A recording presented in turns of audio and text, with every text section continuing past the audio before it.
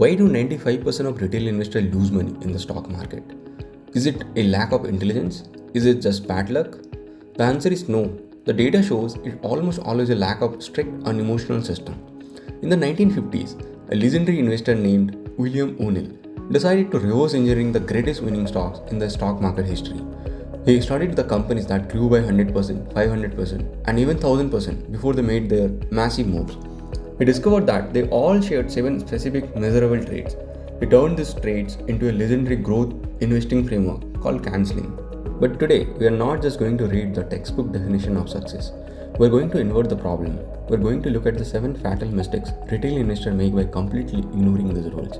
If you are managing your own capital today, these 7 errors are the exact reason why portfolios get destroyed during a market shift.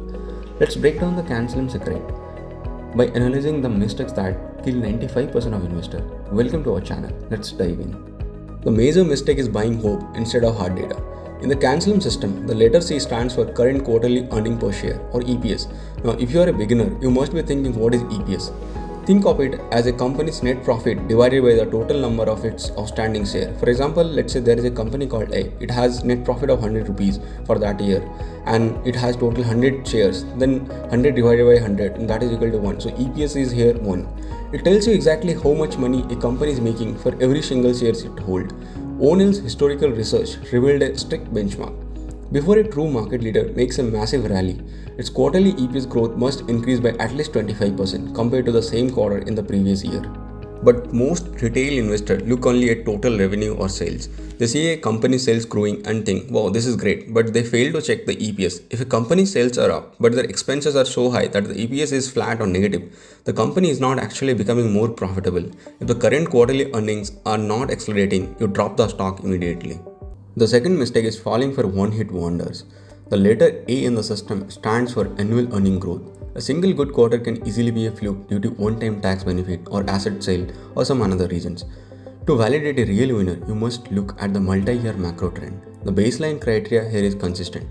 3-year track record of annual earning growth accompanied by a return on equity or ROE of 17% or higher. Let's decode that technical term, return on equity. It measures a corporation's profitability in relation to stockholders' equity. In plain English, you can understand like this. It tells you how efficiently management is using the investors' money to generate capital.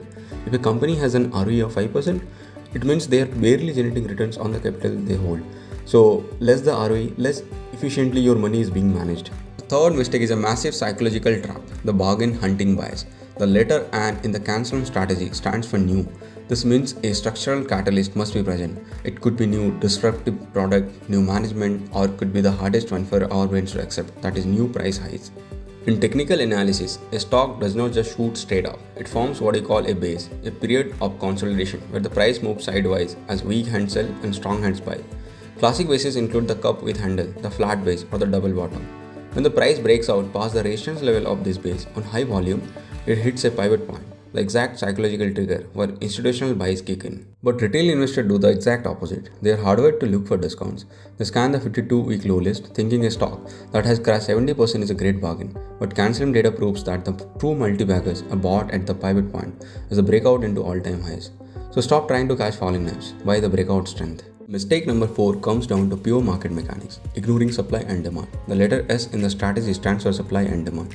In the stock market, supply is determined by a technical term called the float. The float refers to the total number of shares actually available to the public for trading. It excludes the share locked up by promoters or insiders. If a company has a massive float, say billions of shares outstanding, it requires an unrealistic amount of buying pressure and a lot of money just to shift its price by 5%. But here retail investors buy massive, heavily bloated legacy giant stock with huge floats and expect them to double or triple their money in months. Growth requires efficiency. True winning stocks usually have a smaller, tighter float. When the big buyers step in, that limited supply causes the stock price to shoot up just like a rocket. What's the daily volume? If the volume is not expanding significantly above the 50-day moving average, there is no real demand absorbing the supply. The fifth mistake is what we call bottom fishing for laggards. The letter L stands for leader or laggard. In every single market cycle, certain industries lead the way. To find the true market leaders, professional traders look at the relative strength or RS line. Please do not confuse this with RSI, that is a relative strength index. The RS line is a completely different technical tool. It compares a specific stock's price performance directly against a major index like the Nifty 50 or S&P 500.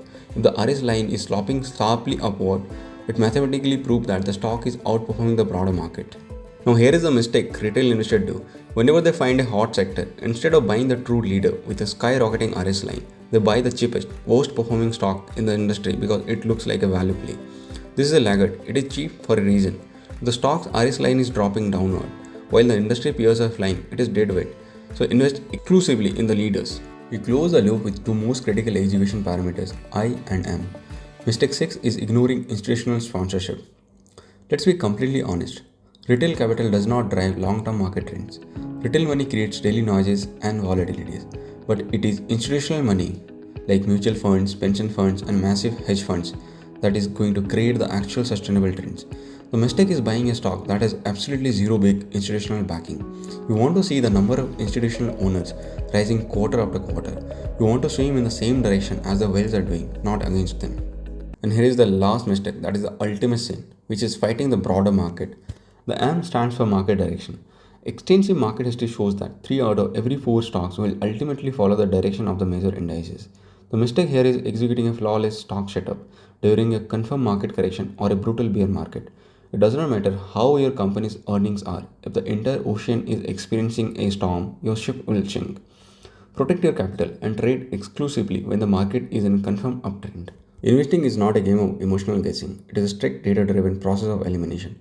If a stock fails even a single parameter of the CANSLIM validation check, your system should throw an immediate error and reject it. Hit that subscribe button to fix your financial mindset. Leave a like to help the algorithm share this warning with other retail investors, and I will see you in next video.